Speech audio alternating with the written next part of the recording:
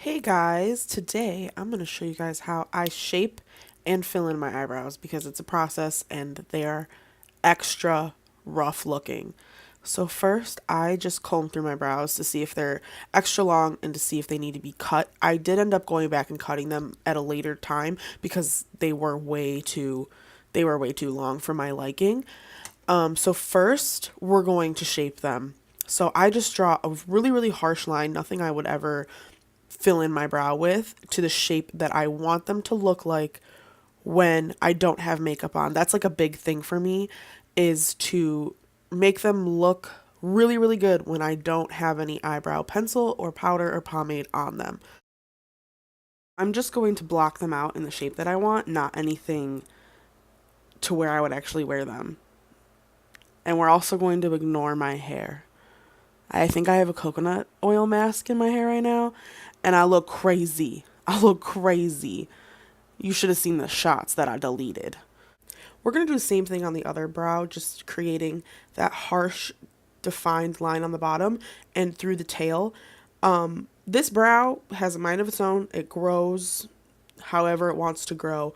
So I end up actually not doing what I'm doing on screen, and I actually end up taking off the tail of my brows is essentially. My number one tip is, if you don't like the way your brows are growing, is to shape them how you want them to grow in, and they will grow in that way.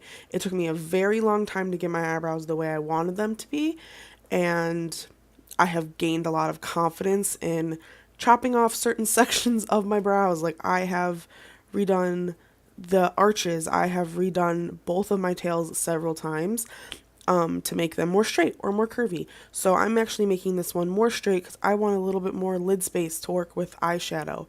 Just don't be afraid to redo your brows. Like, no one is telling you you can't. Oh, I lost my spoolie. No one's telling you you can't reshape your entire brow. So now we are going to just carve them out. So with concealer. So anything that has any hairs that are in the concealer line is what I am tweezing basically, and eyebrow shaving out of my brow. So this is where you really get your shape down and where you really, really concentrate on how you want the tail of that brow and the arch of that brow to be, as I hurt myself. I don't know what I want to say here, to be honest, but I dream a genie vibes. So that's the finished brow product. As you can see, I kind of took off the end part of my brow on, it would be your guys's right side. So now I'm just going to clean them off. I clean them off after I'm done tweezing everything, because I want to see how they look with no product on them, with nothing on them. This one looks a hot mess. It always looks a hot mess, but that's what, brow products are for. So that's the ideal brow. That's the brow we're trying to get. So now I'm going to fill in my brows, and I do a really, really light line on the bottom of my brow because I like a really, really natural brow, and a really, feathery brow, I guess would be called, because I like to create the illusion that I got a lot more hair on my brow than I do. I have had bald brows since I was born. I was not born with any hair. There was no hair. I got the worst hair genes in my entire family. My entire family. So I'm just taking hair-like strokes and just really just going through and making sure they look cute.